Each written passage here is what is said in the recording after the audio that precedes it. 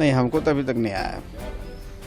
क्या लालू जी तो नहीं, हमें कोई इसी तरह की बात नहीं हुई है और हम नहीं समझते हैं कि इस तरह कोई बात होगी, कोई ऑफर आएगा। बिहार में इस वक्त सियासी भूचाल आ रखा है। खबर है कि नीतीश कुमार 28 जनवरी को बीजेपी सरकार के मुख्यमंत्री पद की शपथ ले सकते हैं, जबकि बीजेपी के दिग्गज नेता सुशील मोदी नए डिप्टी सीएम बन सकते हैं। हालांकि इस मामले पर सुशील मोदी ने राजनीति को संभावनाओं का खेल बताते हुए बड़ा बयान दिया है। सुशील मोदी ने कहा कि जो दरवाजे बंद हैं वो खुल सकते हैं। हालांकि उन्होंने इस मुद्दे पर आगे बोलने से साफ तौर पर इनकार जरूर कर दिया।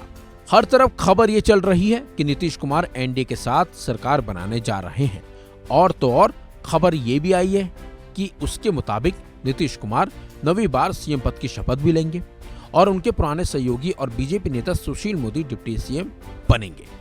हालांकि ये बात भी सच है कि आरजेडी अंतिम समय तक नीतीश को मनाने की कोशिश में लगी रही।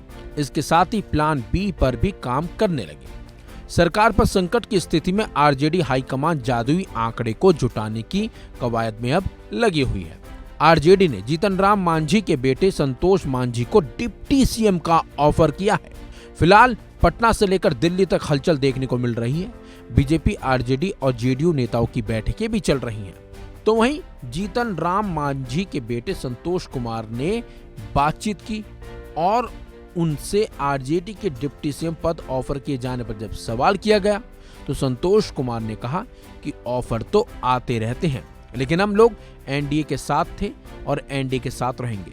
हम हर तरह की लड़ाई के लिए तैयार हैं। नीतीश के सीएम से हमें कोई दिक्कत नहीं है। हम जहां हैं वहीं रहेंगे। ऐसी कोई बात नहीं है। ये सब बेमतलब की बातें हैं। हमारे पास ऐसा कोई फोन नहीं आया है। पिताजी के पास आया होगा, उसकी मुझे जानकारी नहीं है। ये बात संतोष कुमार मांझी ने खुद कही है। आइए आपको सुनाते हैं उनका पूरा बयान। ऑफर या फोन आया है आपको? नहीं, हमको तो अभी तक नहीं आया। क्या लालू जी तो नहीं, हमें कोई इसी तरह की बात नहीं हुई है और हम नहीं समझते हैं कि इस तरह कोई बात होगी, कोई ऑफर आएगा भी।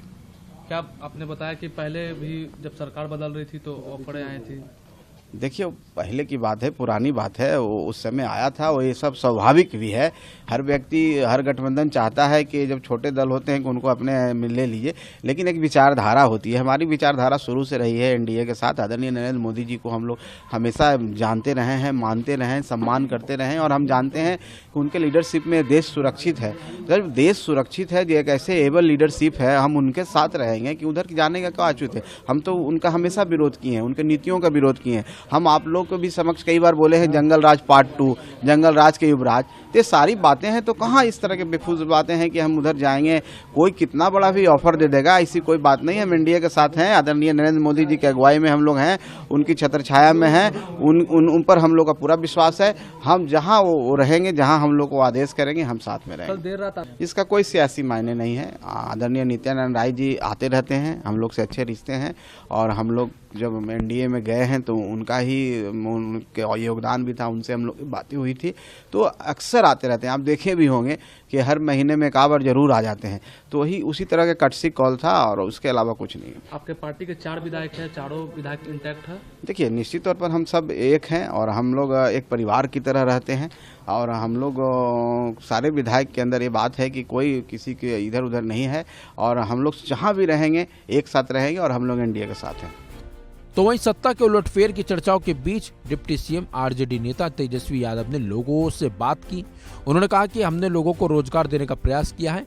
हम आगे भी जनहित से जुड़े काम करते रहेंगे। फिलहाल अब आने वाला वक्त ही बताएगा कि बिहार की राजनीति में क्या होगा, लेकिन जीतन राम मांझी के बेटे संतोष कुमार का साफ साफ कहना है कि उन्हें इस तरह का कोई ऑफर फिलहाल तो नहीं मिला है और आएगा भी तो भी उन्हें कोई फर्क नहीं पड़ता, क्योंकि वो एनडीए के साथ ही रहेंगे। फिलहाल इस खबर में बस इतना ही। अपडेट्स के लिए बने रहिए वन इंडिया हिंदी के साथ।